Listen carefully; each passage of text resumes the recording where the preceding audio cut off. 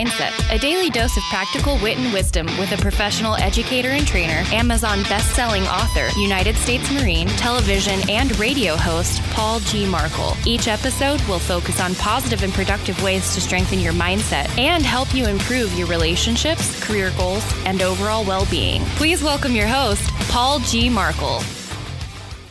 Hello and welcome back to another Morning Mindset podcast. I am still your host, Paul Markel, and I truly appreciate you taking the time out of your day to spend just a little bit of time with me, maybe 10 minutes or so, and think about, productivity and positivity and motivation and so on and so forth. It's the Morning Mindset Show. If you've been with us for a while, you may remember an episode that I did about letting people thank you. Long time ago when I was a very new police officer. I hadn't even finished the police academy yet. I was doing my ride-along time with the chief of police. And one of the pieces of advice that he gave me is he said, let people thank you. We were talking about, and if you remember the episode, I was talking about a cup of coffee, how the chief would go into the Kwik-E-Mart or whatever the place was called, the Stop and Go or whatever, and he would pour himself a cup of coffee, and he'd walk up to the counter, and he'd set it on there, and he'd set $1 down on the counter, and the lady would say, "Oh, sorry, the register's broken, can't take your money, catch me later," or what have you, or something similar to that. And he would put the $1 back in his pocket, and he said, people will tell you, as you become a police officer, you're at the academy, they talk about, morals and graft and so forth. And whether or not, they'll tell you never take anything for free or never take a discount. Because if you do, it's a violation of the code and so forth. He said, that's nice on paper. He said, but the fact of the matter is you will encounter people like the woman who runs the Kwik-E-Mart that want to thank you. They want to say thanks to you somehow, and they want to thank you in their own way. Now, you wouldn't want them buying you presents, right? You don't want them to give you gifts. That would be silly. But how can they thank you? He said, that cup of coffee is a thank you. That is a way of them telling me thank you. He said, now I could follow the letter of the law, or I could be a hard ass, and I could say, oh, no, you will take my money. I will not accept anything free, or whatever. He said, I could do that. He said, and what did I just do? He said, I just hurt that person's feelings. I just told them that their thanks wasn't good enough. And whether you put it in those words or not, he said, what you do is you hurt their feelings and you alienate them. You just made them, if not an enemy, at least somebody that doesn't care or is going to stop caring. And the way the chief put it to me, he said, he goes, how do you think we find out what's going on? He said, we're a very tiny, small police department. We can't be everywhere all the time. He said, how do you think we find out who it is that's been hanging out behind the alleys, who all of a sudden is flush with cash because they stole stuff and pawned it? He goes, how do we find that out? He said, we find it out because the locals, the citizens, the business owners, they tell us. They're like, hey, I know you guys are having a string of car burglaries or break-ins, and these 4 teenagers have been hanging out in the municipal parking lot or what have you. He said, that's how you find things out. He said, you've got enough enemies on your job. You don't need to create enemies by hurting people's feelings on purpose. So that was the let people thank you part of the story. Here is the problem that we run into, or at least that I see with people who are either veterans or police officers or public servants or this or that or what have you.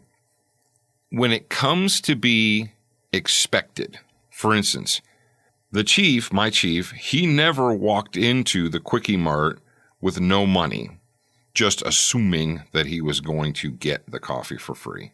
And later on in my career, I was in a similar situation where I would go into a local restaurant where I worked, and the owner would be like, "Oh, it's on the house today," or whatever. And I'd say, "Look, I can't I can't just take free meals all the time. I said, it's going to look bad. She's like, well, I'm the owner and I can charge whatever I want.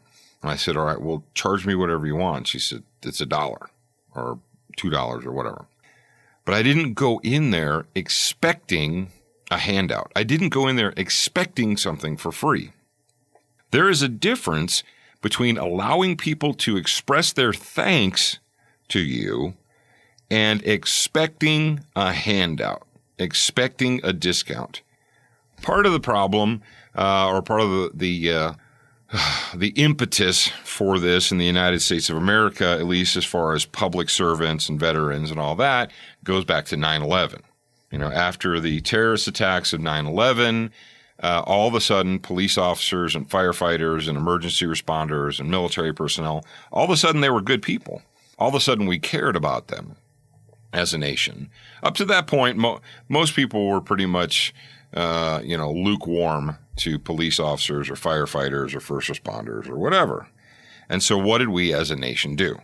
Businesses, big and small, car dealerships and restaurants and Disney World and all these other businesses started doing special bonuses and discounts for firefighters and emergency personnel and veterans and active duty military and all this because they wanted to say thank you. That was their way of saying thank you. Of course, it's a marketing tool too. Don't get me wrong. I understand that. But then we developed a generation who believed, a generation of first responders, firemen, veterans, and so forth, that believed that because of their status, then they were due discounts and free stuff and so forth. And rather than waiting, and I see this all the time and it really irks me, rather than waiting for someone to offer a discount or what have you, they go into the situation expecting it, asking for it, almost demanding it. Actually, I've heard people demand it. A good friend of mine used to work at casinos and he worked in nightclubs and so forth.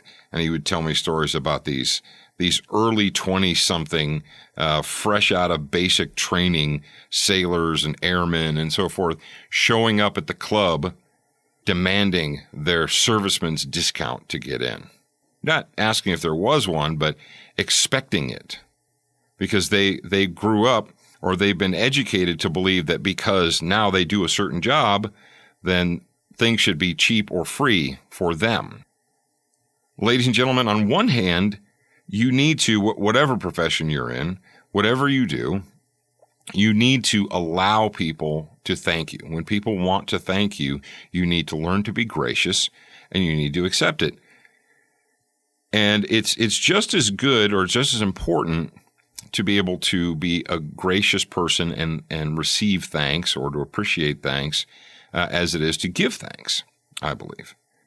But there's also, another side of that coin, and that is when people go out expecting or demanding discounts and freebies and handouts.